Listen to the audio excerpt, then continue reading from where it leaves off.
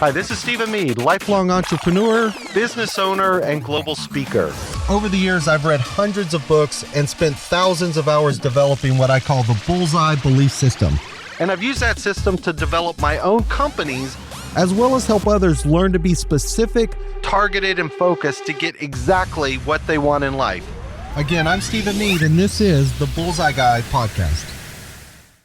Stephen Mead again, back for another BullsEye Guy podcast. Sitting here with one of the global blockchain experts, but much deeper than that. Money, finance, all kinds of things. My buddy Brad. Gonna jump right in, but before we do, those of you that know me, we talk about this concept that we've been around the world. We've won a bunch of blockchain contests, and really what got me into it was Brad and his group at something called D10E, which we'll catch up to. Before we catch up, we're going to go back. Introducing Brad. Brad, just tell the audience here a little bit about you. You've got a fascinating background with money and finance, and just curious on sort of set the stage for us. Of course. Thank you for having me, Stephen. It's a pleasure to be here. Well, yeah, I do have an interesting background because I always had a dual career path where I had training and a background in banking and finance, studied economics, did some work in that field. And at the same time, I had a passion for technology. I've been programming since I was 6. Started a couple businesses around software development, had some good results, bad results, learned from it, and always got the pulse of what's up and coming, what technologies are going to change the world, and that, of course, brought me to blockchain. Yeah, and with what you're doing now, give us what the current company is, because before I got here, by the way, we're coming to you again, Groove Radio, Groove Studios, downtown, Swedish Eagle, the whole team in lovely downtown LA, but you apparently know some of the EDM stuff. You were having a good conversation with everybody before I got here. What's in the background there that I'm missing?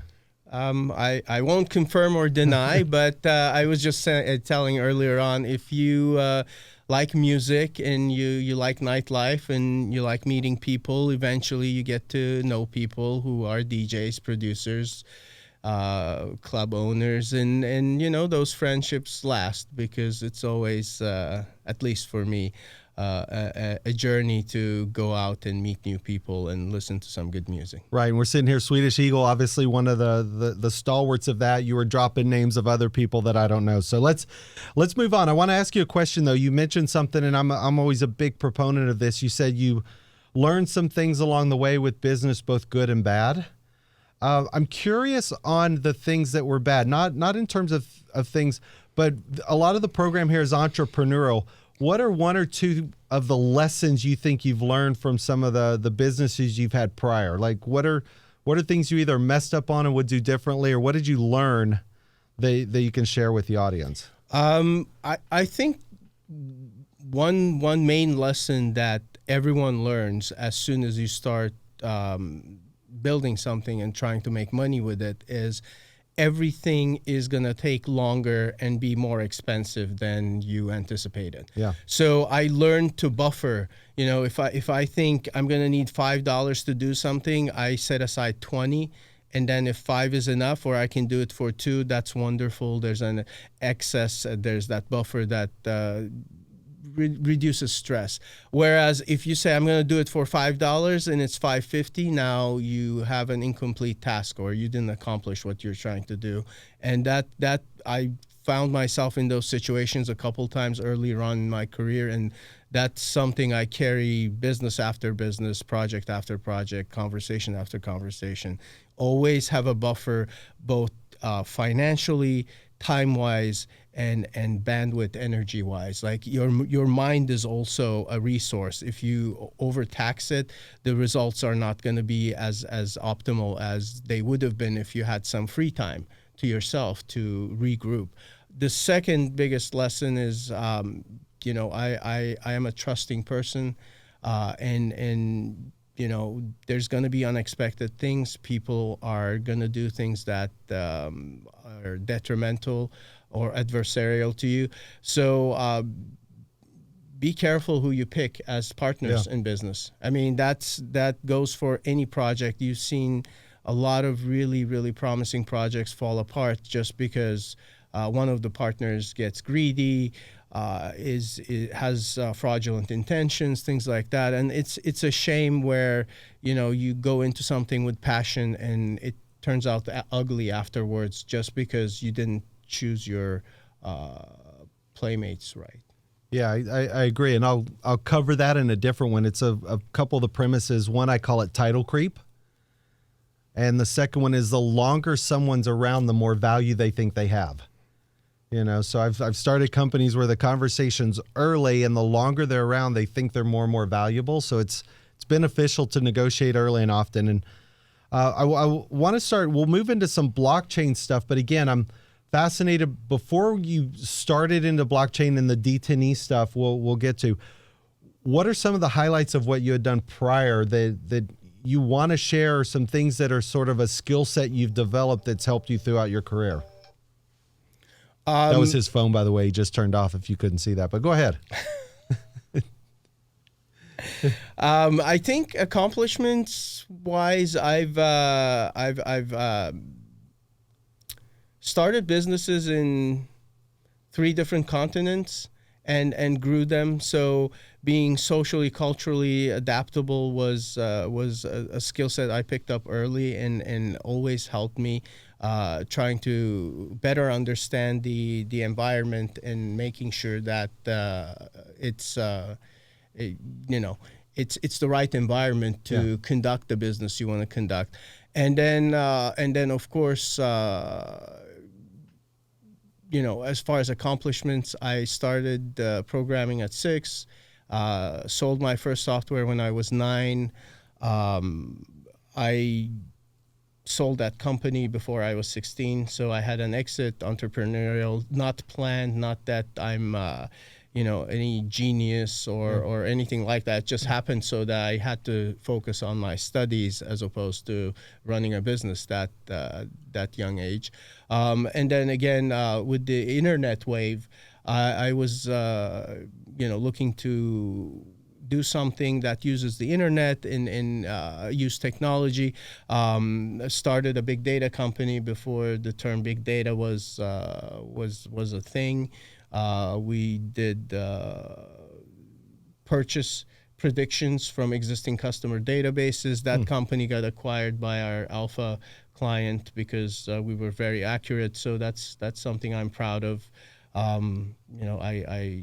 And you mentioned the different continents. I know Turkey is one, which is where you're from, and you've done some work back there as well internationally.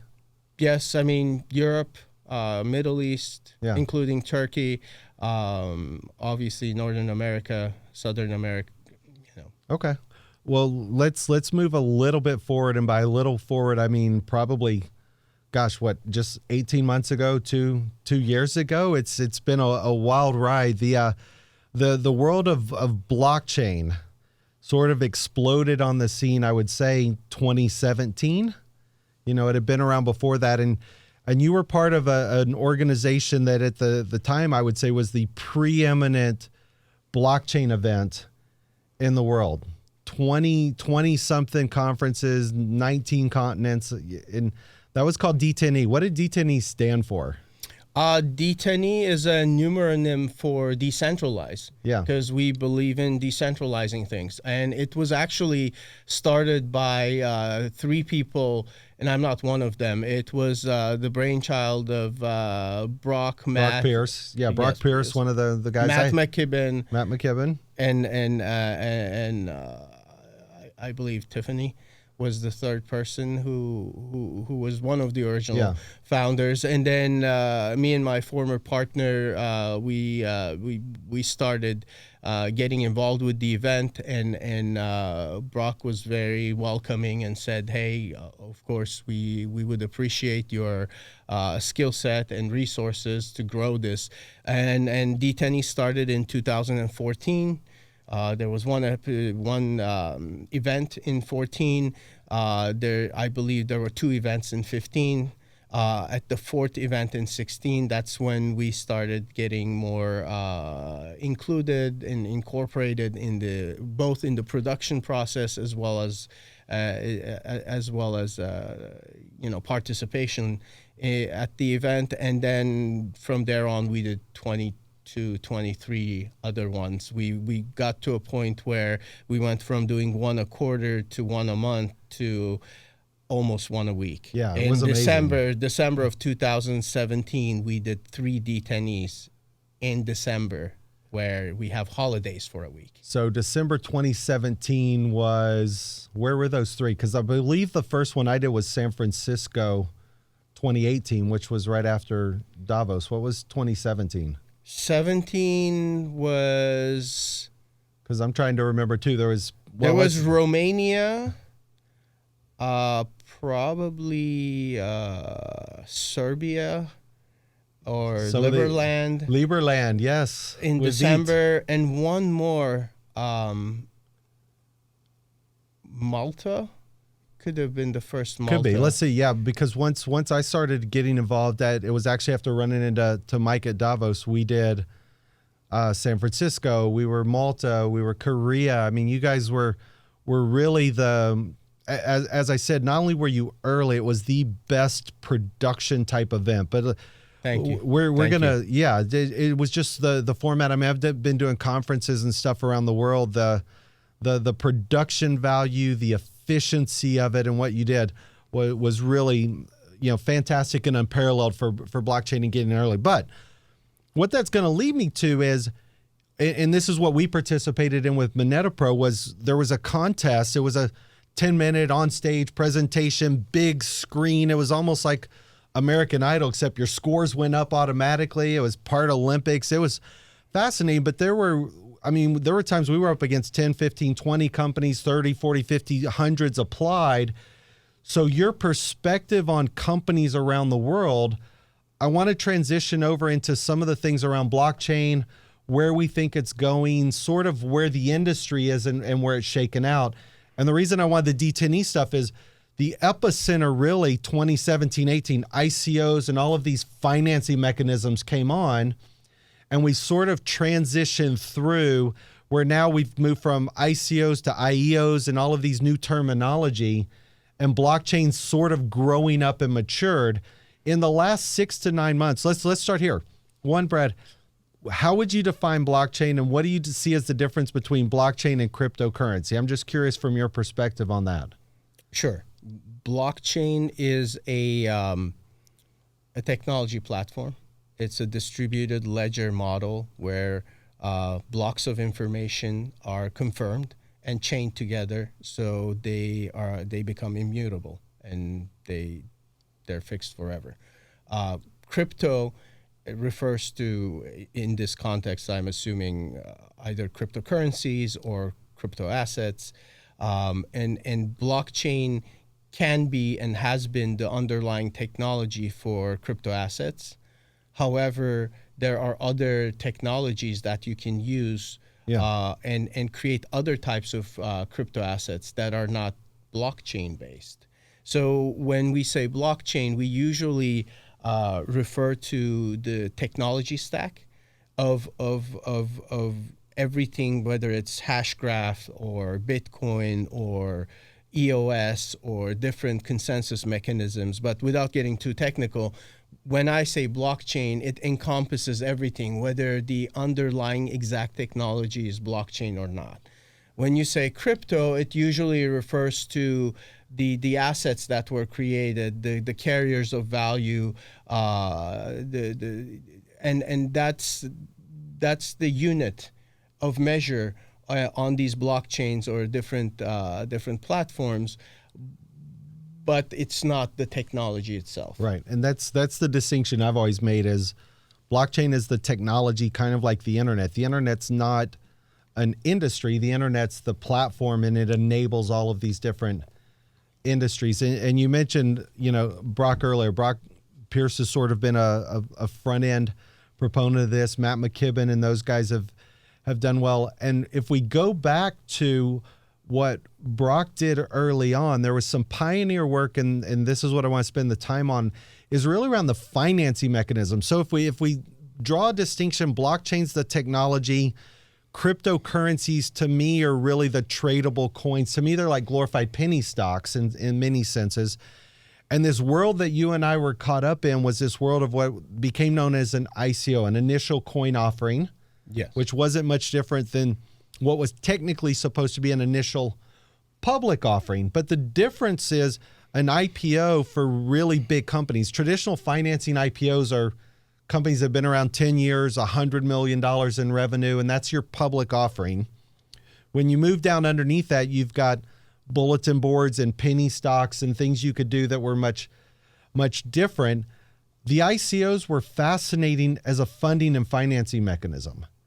What was your thoughts on that when they first came out? And let's talk about where we think it's going to transition to moving forward, because a lot's changed just in the last 6 to 9 months. But when it first came out, because you've got a background in public companies and things like that, what was your thought process when it first came out, and where do you think it is now? So I'm going to take it one step farther back Backwards, okay. and to Jobs Act. I because of my background and involvement in capital formation and Right. banking and finance, I was exposed to traditional IPOs, both on NASDAQ and New York Stock Exchange. And it's an arduous process. I've been part of two, and it was a really important learning moment, but it was not easy. Then with the Jobs Act, I realized there's an opportunity that we're trying to democratize both access to early stage deals and capital for those deals that the founders are putting forth. And so it was really exciting to be a part of the equity crowdfunding wave in the US and Europe. And I'm going to tie it nicely to ICOs, don't worry.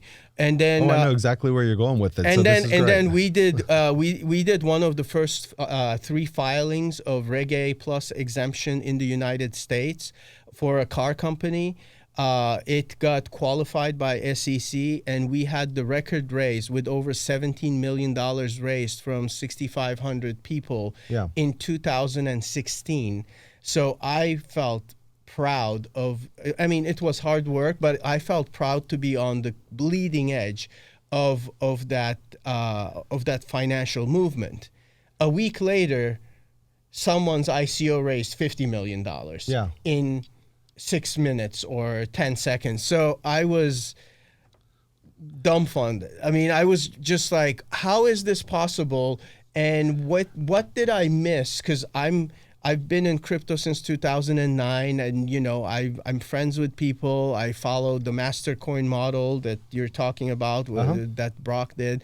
So the early stages of evolution was always Brock and Dominic and a couple of those guys. Yeah, I mean, it was always on my mind, but it never occurred to me that this technological solution can outpace and overtake everything that we worked for in the past 10 years like this. So late 2016, we saw that, and I said, I'm not dealing with anything other than, ICOs then, but using tokenized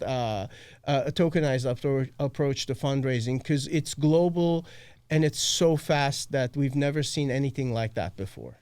Yeah, and I joked before we started this with some of the guys here in the studio. Again, we're at the Groove Studios in downtown LA.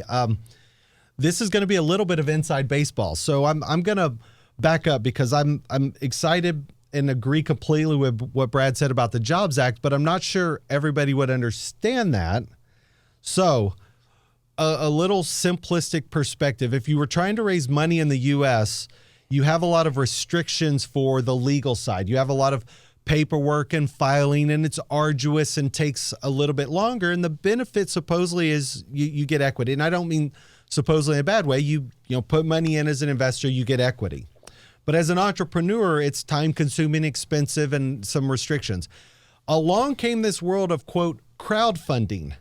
And crowdfunding was really crowd gifting, right? So you put money into Kickstarter for a guy that wants to build this cool backpack, and for $50 you get a t-shirt, or for $5 you get a high five on the website, or for $100 you might get the backpack, but you're basically getting a gift to fund some other guy's company. And I wrote an article years ago about Oculus Rift, and not anybody in the technology world would know, but Oculus were these great little goggles, and they did a crowdfunding campaign, and Google bought it, or not Google, Facebook bought them for $1 billion. And I was joking that if I would have been one of those guys that did the crowdfunding campaign, you'd be super stoked. I'd say, oh, I invested in Oculus Rift and all I got was this stupid t-shirt because I didn't get any money. And so along came this thing called the Jobs Act, and it took 3 or 4 years, but the Jobs Act really, and I think it was 2012, 13 when it finally came along, which is what Brad mentioned a minute ago. The Jobs Act kind of took crowdfunding to the equity component and allowed you to raise money and equity with much less friction and costs. Is that fair? So instead of doing a crowdfunding campaign where $100 you get a t-shirt, you allowed people to invest for equity, but it sort of simplified it down for the average investor and it made it easier. Yes, it created more exemptions. We always had a very complicated financial infrastructure and regulatory environment in this country. So we always relied on exemptions, whether it's an accredited investor exemption with Reg D or Reg A plus exemption for retail investors. And more of those came online between 12 and 17 to allow smaller companies to not have to spend $2 million to do an IPO. It was expensive. And again, the inside baseball, the difference between a Reg D offering and a Reg A and a Reg A plus is just the amount of money you can raise and the number of people you can have. We'll kind of keep it as simple as that. We could go deeper. So what happens with the Jobs Act, and this is where I always joked about the ICOs, and I thought it was great. The Jobs Act finally came along and it democratized the opportunity for investing. Yes. Right? So the ICOs, I'm going to bridge that gap. And this is where, to me, I got fascinated when I got in. I joke when I give a speech. I give a speech called Unblocking the Blockchain. And I think you actually spoke at our Beverly Hills meetup group at one time when I gave the Unblocking the Blockchain speech. So it was a good transition. But my joke there is, before the internet, there was no internet. And people look at me and kind of laugh, but what I mean is, before the internet, there wasn't an email, there wasn't websites. But as you move forward, there's this thing called Telegram, which basically lets a bunch of people get in there and communicate. And I was fascinated, how does a company, right? If you and I did a Jobs Act and a Reg A, we'd have to do a lot of marketing expense, heavy lifting. How does an ICO company raise $35 million in 35, 40, 50 seconds? Couldn't figure it out. And then what I realized is technology, right? Before the internet, there was no internet. If you're a company that's got 4, 5, 6, 10,000 people following you in something like a Telegram channel or Instagram, and they like your product or service, if all of a sudden you have a chance to invest, if you were using Uber and Uber gave you a chance to invest early on, you might have been able to get in at 50 cents or $1, not $45 when it was too late. So the Jobs Act was supposed to democratize down, but ICOs use technology without the legal overhang of a Jobs Act. Is that kind of a simplified, fair assumption, or a little different? In a way, I think what happened with ICOs is the regional aspect of crowdfunding went away, because there were regulations in Europe that regulated European crowdfunding projects, and there were regulations in US that regulated US, and different regions had their own approaches. When you enabled the project on Ethereum or using Bitcoin and said, this is a borderless project, whether you're in Tanzania or Seattle, if you want to invest, you can send me this crypto and be a part of it and have this token that represents something in my ecosystem.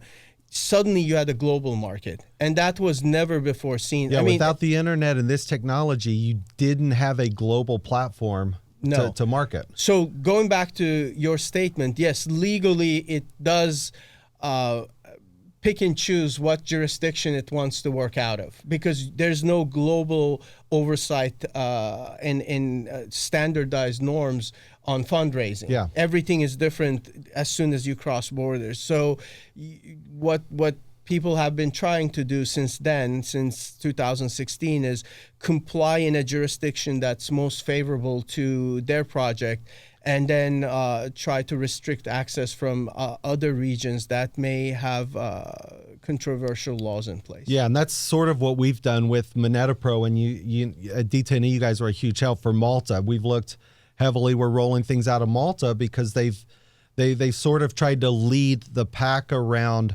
jurisdiction, legislation, stabilization. Singapore's interesting. The U.S. is lagging a bit behind. So let's look at what's the next evolution of the fundraising side, not the blockchain crypto token side, but what's next? I know that the markets are rebounding. Bitcoin and the crypto kind of that world of the asset classes are improving, but globally and internationally, it's still a pretty much of a thriving market. Where do you see the next? I don't want to go 6, 9, 12 months because it changes so much. Let's go the next 3 to 6 months. Where do you see it going on the fundraising side of how these are structured? I think we're going to have better frameworks from different jurisdictions that we can tap into. Just like you said, Malta has a pretty sturdy framework right now. They classify the assets appropriately, and the regulation around it is based on what it is. But we started with ICOs, which was free-for-all initial coin offerings. Then someone said, oh, these are not compliant, there are issues. We renamed it to TGE, Token Generation Events, which is exactly the same thing, but instead of using the coin from Bitcoin, we're using token from an Ethereum token as the label. And then we're on to IEOs now, I think. Well, and then there was a huge interest in tokenizing securities, because everyone in the legal and accounting fields felt they were left out of this whole thing because it was a technology play. And they said, how can we make money? How can we be a part of this industry? The legal aspect of making a security for the attorneys to get paid fees. And then the easiest thing was, let's tokenize securities and call them security tokens. And then now we have a framework that exists. We can go into that and still get our fees. So there was a dance around STO, security token offerings are going to be the next thing, and everyone's going to do that, and there's not going to be anything else. But in the process, we went into a stagnant period, the crypto winter, so to speak, last year, and that took a lot of the loose cash out of the initial investment circles. When that happened, people started looking at what communities, what potential investor groups can we access and motivate to be a part of that journey.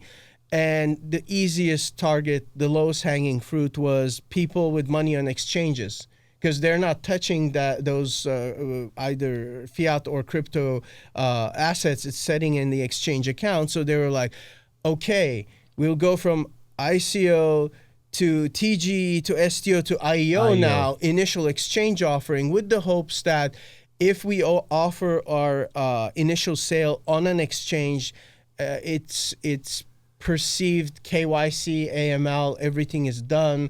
All these people are vetted, and the exchange knows how much money is held on its account. So that was the evolution that we saw earlier this year, initial exchange offerings, which of course comes with its own issues, because not everyone on the exchange wants to buy into your initial offering. They don't care about your project, and the numbers are inflated. I mean, everyone knows that, coin market cap numbers need to be constantly readjusted, pushed out and audited, corrected, because exchanges don't want to report actual numbers. It's not to their benefit. But where it's going to go next is, I think we're going to have a fork, since I wanted to use fork in this conversation. It's gonna have the STO path that's gonna mature, and we're gonna see more regulated, compliant, asset-backed or revenue-backed products out there Okay. that you can go into, and then you're gonna have your pure utility, pure membership, voucher, whatever kind of offerings where you're offering the right to use the software, because that's what it was. It was a software license. Right. When you Like bought a token inside. yeah, when you bought an Ethereum token, an ETH, you didn't buy anything other than ability to have that vote on the Ethereum network, to do whatever, to transact or to use it for whatever project you want. But I think that's going to happen in obviously we saw Facebook announce Libra.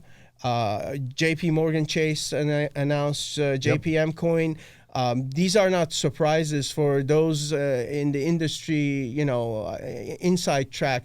These companies have been working on these since 2013, 14, 15. They're not new projects. They're just making the announcement now because they feel the political environment is conducive and receptive. But we're going to probably see those two categories spread even more, because right now, a project like EOS, which is one of the top projects that's in the space and is an amazing project, but had no pedigree or track record prior to Block One being established, is in the same category as a company like Facebook that's been around for decades and has a track record. I think those two are going to separate in the next 3 to 6 months, and we're going to look at more institutional offerings that are still going to be initial offerings, but more on the IPO side of things, like that flavor. And then we're going to continue having the up and coming companies try to make their mark in All right, space. so you and I will track this heavily and see where it comes out. Malta's coming up again, the Delta Summit, for anybody that's really interested in that. That's a fascinating concept. Brad, I want to thank you. Just in wrapping up here real quick, give them contact information just in case somebody wants to reach out to you with the contact information now, website, full name, and we'll close it up from there. Okay. Thank you, Stephen. You can reach me. I'm still, unfortunately, D10E is no longer. Had to say that since we talked so much and so fondly about it, but we're not doing that anymore. But our advisory company is still reachable and available beyond enterprises. So if you want to get in touch with me, you can email me at brad@beyondenterpriseswithaz.com, or give me a ring at 310-600-9704. Yeah, so Brad Yaser and his group's done a great job with tokens and blockchain. Anybody still interested in moving into the space, your group's done a great job. So thank you, everybody, for joining. I want to wrap this up. Again, this is Stephen Me, the BullsEye Guy podcast, coming to you from the downtown Los Angeles studios of Groove Radio. I love these guys down here. And for more information about me, thebullseyeguy.com. Again, Stephen Me, appreciate all of you. Join us again next week. Thank you so much.